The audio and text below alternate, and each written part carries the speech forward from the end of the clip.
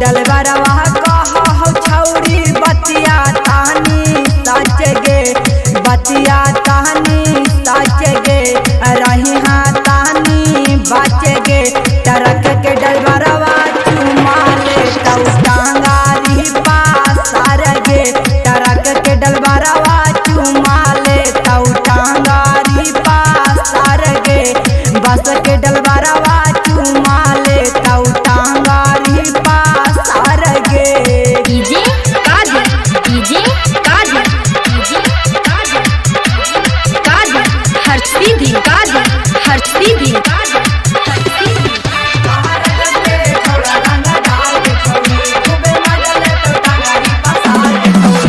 tractor के डलाई बर कहा हो छौरी बतिया तानी सच गे बतिया तानी सच गे रही हाँ तानी बच गे ऑटो के डलबरवा चुमा ले तऊ टांगारी पासर गे यादव के बेटा चुमा ले तऊ टांगारी पासर गे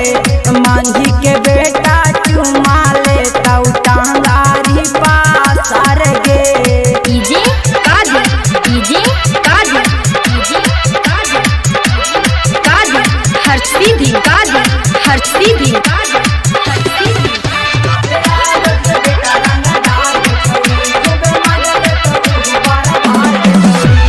राइटर आनंद कहा हो छौरी बतिया तानी सच गे रही हाँ तू बच गे चंदनवा कहा हो सच गे अंगतवा छौड़ा चुमा ले तऊ टांगारी पासर गे दीपकवा छौड़ा चुमा ले तऊ टांगारी पासर गे विक्रमा छौड़ा